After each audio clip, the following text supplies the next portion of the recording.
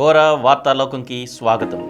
ఈనాటి ముఖ్య అంశాలు: పోర్టుల చుట్టూ పారిశ్రామిక ప్రగతి, ఈశాన్య వర్షాలకు వాయుగుండం బ్రేక్, పత్తి ధరల హెచ్చుతగ్గుల నేపథ్యంలో అప్రమత్తమైన ప్రభుత్వం, నేపాల్లో భూకంపం, మొసలిని భుజాలపై ఎత్తుకున్న బాహుబలి, ఇజ్రాయెల్ హమాస్ మధ్య ఘర్షణలు మరింత ఉధృతం, కివీస్ను కొట్టేసి అగ్రస్థానానికి భారత్, ల్యాప్టాప్ కలిగించే ఆరోగ్య సమస్యలు పరిష్కారాలు. ఈరోజు వార్తల్ని చూద్దాం. పోర్టుల చుట్టూ పారిశ్రామిక ప్రగతి. రాష్ట్రానికి ఉన్న సుదీర్ఘ సముద్ర తీరాన్ని వెలకట్టలేని సంపదగా భావిస్తున్న ప్రభుత్వం దాన్ని పూర్తి అనుకూలతగా మార్చుకోవడంపై దృష్టి సారించింది. ఇందులో భాగంగా రామాయపట్నం పోర్టుకు సమీపంలో సుమారు 8,000 ఎకరాల విస్తీర్ణంలో పారిశ్రామిక పార్కును ఏపీ మారిటైమ్ బోర్డు అభివృద్ధి చేస్తోంది. కేవలం పోర్టులు నిర్మించడమే కాకుండా పోర్టు ఆధారిత పారిశ్రామిక ప్రగతిపై దృష్టి సారించాల్సిందిగా ముఖ్యమంత్రి వైఎస్ జగన్మోహన్ రెడ్డి గత ఏడాది అక్టోబర్ నెలలో జరిగిన సమీక్షలో అధికారులను ఆదేశించారు.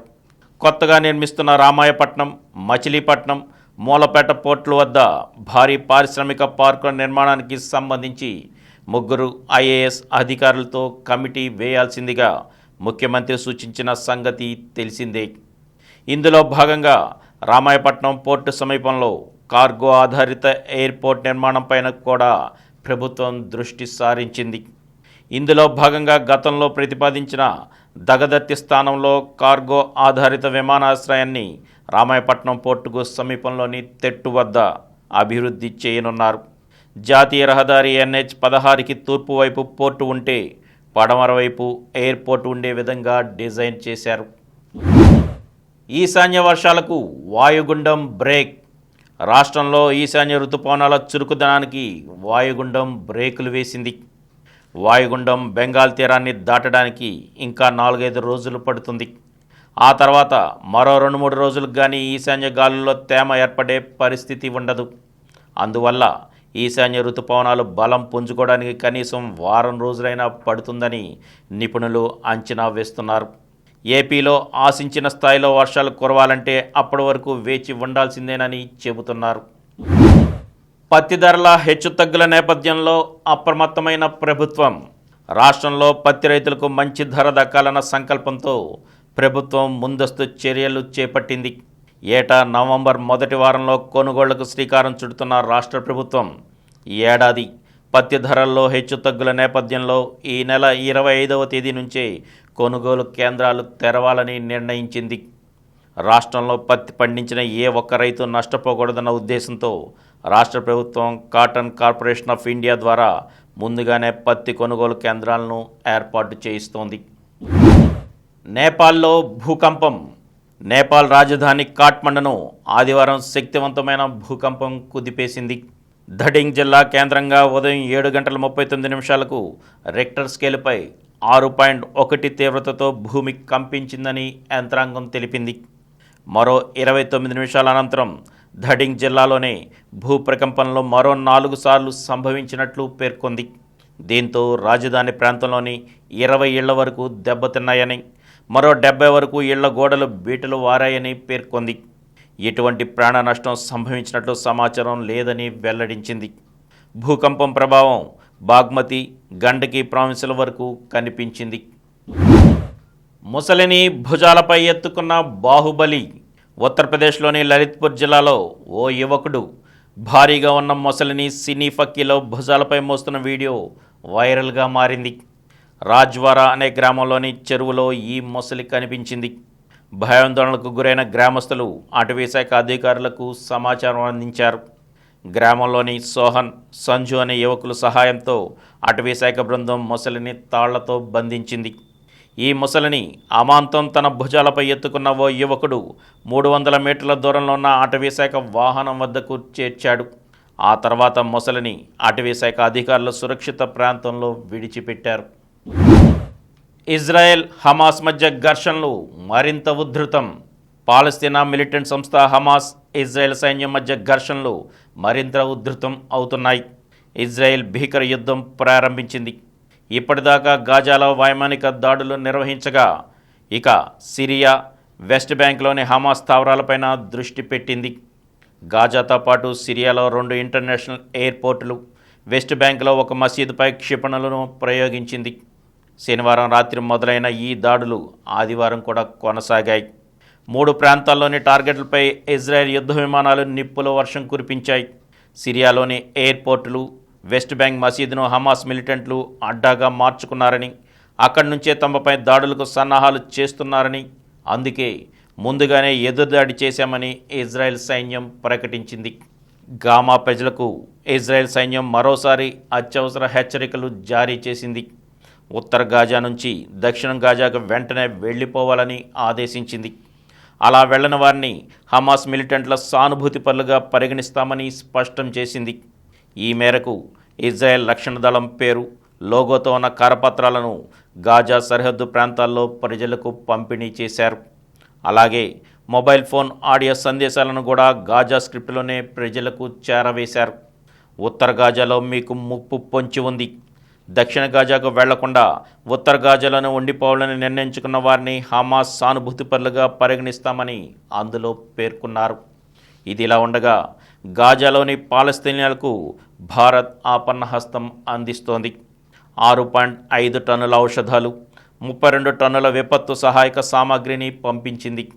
ఔషధాలు, సామాగ్రితో భారత వైమానిక దళానికి చెందిన C-17 రవాణా విమానం ఆదివారం భారత్ నుంచి బయలుదేరింది. ఇక ఇజ్రాయెల్ సైన్యం దాడులతో అల్లాడిపోతున్న గాజాలోని పాలస్తీనియాకు మానవతా సాయం ఇప్పుడిప్పుడే చేరుతోంది. నిత్యావసరాలు, ఇతర సహాయక సామగ్రితో కూడిన 17 వాహనాలు ఆదివారం ఈజిప్ట్ నుంచి గాజాలో అడుగుపెట్టాయి. గత 2 రోజుల వ్యవధిలో ఇది 2వ షిప్మెంట్. శనివారం 20 వాహనాలు ఈజిప్ట్ నుంచి గాజాకు చేరుకున్నాయి. కివీస్ను కొట్టేసి అగ్రస్థానానికి భారత్. వాళ్లతో అంత తేలిక కాదు. వన్డే ప్రపంచ కప్లో అజేయంగా సాగిపోతున్న టీమిండియాకు న్యూజిలాండ్తో మ్యాచ్ అనగానే చాలామంది చేసిన హెచ్చరిక ఇది. ఆ అంచనానే నిజమైంది. భారత్లాగే ఆడిన 4 మ్యాచ్ల్లోనూ నెగ్గిన కివీస్ అంత తేలిగ్గా ఏమీ లొంగలేదు. కివీస్ ఇన్నింగ్స్ మధ్యలో అలాగే భారత్ ఛేదన సాగుతుండగా టోర్నీలో భారత్కు తొలి ఓటమి ఎదురు కాబోతుందన్న భయం అభిమానులకు కలిగి ఉంటే ఆశ్చర్యం లేదు. బ్యాటుతో, బంతితో టీమిండియాకు అంతగా సవాలు విసిరింది కివీస్. కానీ ఆ సవాళ్లను ఎదురొడ్డి నిలిచిన రోహిత్ సేన ధర్మశాలలో అద్భుత విజయాన్ని అందుకుంది. సెమీస్ దిశగా మరో అడుగు ముందుకు వేసింది. తనను తుది జట్టుకు దూరంగా పెట్టడం ఎంత తప్పో తెలియజేస్తూ కసిగా విజృంభించిన మహమ్మద్ షమి ఛేదనలో తనకు తానే సాటిని రుజువు చేస్తూ మరో మేట్ ఇన్నింగ్స్ ఆడిన విరాట్ కోహ్లీ ఈ మ్యాచ్లో సూపర్ హీరోలు. న్యూజిలాండ్పై ఐసీసీ టోర్నీలో 20 ఏళ్ల తర్వాత సాధించిన ఈ విజయం భారత్కు ఎంతో ప్రత్యేకం. వన్డే ప్రపంచ కప్లో మ్యాచ్కు మెరుగవుతున్న రోహిత్ సేన అజయ్ రికార్డును కొనసాగిస్తూ వరుసగా 5వ మ్యాచ్లోనూ విజయం సాధించింది. ఆదివారం భారత్ న్యూజిలాండ్ను 4 వికెట్ల తేడాతో ఓడించి టోర్నీలో ఆ జట్టుకు తొలి ఓటమి రుచి చూపించింది. మొదట కివీస్ 50 ఓవర్లలో 273 పరుగులకు ఆలౌట్ అయింది. మిచెల్ 130 పరుగులు, రచన్ రవీంద్ర 75 పరుగులతో సత్తా చాటారు. Man of the match Mohammed Shami 5 వికెట్లతో కివీస్ను దెబ్బతీశాడు. అనంతరం కోహ్లీ 95 సూపర్ ఇన్నింగ్స్తో లక్ష్యాన్ని భారత్ 48 ఓవర్లలో 6 వికెట్లు కోల్పోయి ఛేదించింది. రోహిత్ 46, జడేజా 39 నాటౌట్ కూడా ఉపయుక్తమైన ఇన్నింగ్స్ ఆడారు. భారత్ వచ్చే ఆదివారం తన తర్వాతి మ్యాచ్లో ఇంగ్లాండ్ను ఢీకొంటుంది. ల్యాప్టాప్ కలిగించే ఆరోగ్య సమస్యలు, పరిష్కారాలు. కొందరు వృత్తి ఉద్యోగరీత్యా ల్యాప్టాప్ను ఎక్కువగా ఉపయోగిస్తుంటారు. దాన్ని వాడే సమయంలో మెడ బాగా ముందుకు సాచి పని చేయాల్సి ఉండటంతో మెడ ప్రాంతంలోని సర్వైకల్ డిస్కులపై ఒత్తిడి పడుతుంది. నడుం దగ్గర ఉండే లంబార్ వెన్నుపూసల మీద కూడా ఒత్తిడి పడవచ్చు. ల్యాప్టాప్ కీబోర్డ్ ఫ్లాట్గా ఉండటంతో సాధారణ కంప్యూటర్ కీబోర్డులా వేళ్లు పూర్తిగా స్వేచ్ఛగా కదపడానికి అనువుగా ఉండవు. దీనివల్ల కూడా వేళ్లపై, మెడపై ఒత్తిడి పడుతుంది.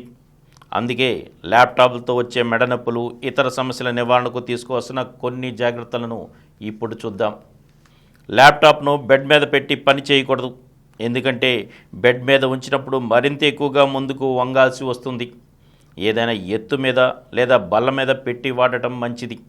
ల్యాప్టాప్పై చాలాసేపు పనిచేయాల్సి వస్తే దానికి మామూలు కీబోర్డు అంటే ఎక్స్టర్నల్ కీబోర్డ్, మామూలు మౌసు వాడితే మంచిది. ల్యాప్టాప్ మానిటర్ను కంటికి అనువుగా సరైన ఎత్తులో ఉంచుకోవడంతో పాటు లైటింగ్ కూడా కంటికి హాని చేయని విధంగా అడ్జస్ట్ చేసుకోవాలి. ప్రతిసారి కొద్ది నిమిషాల పాటు విశ్రాంతి ఇవ్వడం మేలు. ల్యాప్టాప్ను చాలాసేపు ఒడిలో ఉంచుకొని కూడా పని చేయకూడదు. ఇప్పుడు కొన్ని సంక్షిప్త వార్తలను చూద్దాం. ఢిల్లీకి గాలాడటం లేదు. దేశ రాజధానిలో వాయు నాణ్యత ఈ సీజన్లో మొదటిసారిగా ఆదివారం వెరీ పూర్ స్థాయికి పడిపోయింది. శనివారం 248గా ఉన్న సగటు వాయు నాణ్యత సూచి 24 గంటల వ్యవధిలో 313కు పడిపోయింది. ప్రతికూల వాతావరణ పరిస్థితులే ఇందుకు కారణమని అధికారులు చెబుతున్నారు. గోదావరికి పెరుగుతున్న వరద. గోదావరి నదిపై తెలంగాణ రాష్ట్ర ప్రభుత్వం నిర్మించిన మేడిగడ్డ లక్ష్మీ బ్యారేజ్లో సాంకేతిక సమస్యలు తలెత్తడంతో మరమ్మతుల నిమిత్తం ఆదివారం తెలంగాణ రాష్ట్ర ఇరిగేషన్ అధికారులు ప్రాజెక్టు నుంచి 5 లక్షల క్యూసెక్కుల నీటిని దిగువకు విడుదల చేశారు. దీంతో సాయంత్రం నుంచి గోదావరికి వరద ప్రవాహం నెమ్మదిగా పెరుగుతూ వస్తోంది. దీనిపై అధికారులు అప్రమత్తమయ్యారు.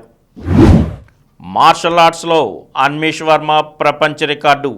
ప్రపంచ మార్షల్ ఆర్ట్స్ ఛాంపియన్షిప్లో విశాఖ యువకుడు భూపతిరాజు అన్మీష్ వర్మ రికార్డు సృష్టించాడు. ఈ ఛాంపియన్షిప్లో వరుసగా 3 సార్లు స్వర్ణ పతకాన్ని గెలిచిన క్రీడాకారుడిగా ప్రపంచ రికార్డు నెలకొల్పాడు. ఆదివారం కెనడాలో జరిగిన ప్రపంచ మార్షల్ ఆర్ట్స్ ఛాంపియన్షిప్ 2023లో 75 కేజీల విభాగంలో విజేతగా నిలవడం ద్వారా ఈ ఘనత సాధించాడు. హాంగ్జౌలో మళ్లీ ఆటల సందడి. చైనాలో హాంగ్జౌలో మళ్లీ ఆటల సందడి మొదలైంది. పారా ఆసియా క్రీడలు షురూ కావడమే ఇందుకు కారణం. ఆదివారం హాంగ్జౌ ఒలింపిక్ స్పోర్ట్స్ సెంటర్ స్టేడియంలో ఈ క్రీడల ఆరంభోత్సవ కార్యక్రమం ఘనంగా నిర్వహించారు.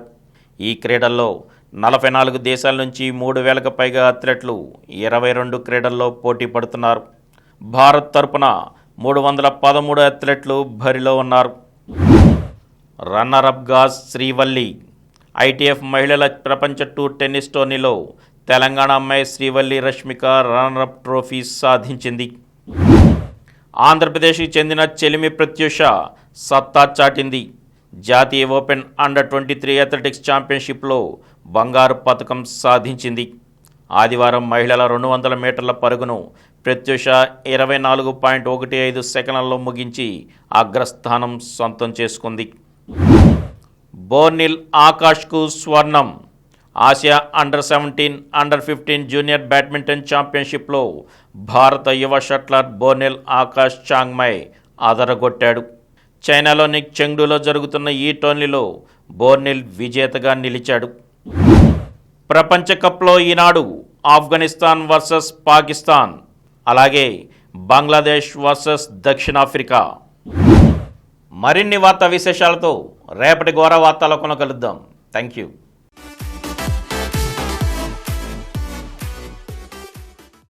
ప్రతిరోజు వార్తా విశేషాల కోసం అనతి కాలంలోనే 20 కోట్ల వ్యూస్కు చేరువలో ఉన్న డాక్టర్ సమరం మల్టీ ఛానల్ నెట్వర్క్ సమర్పించు ఘోర వార్తాలోకంకు సబ్స్క్రైబ్ చేయండి, లైక్ చేయండి, మీ ఫ్రెండ్స్కి షేర్ చేయండి.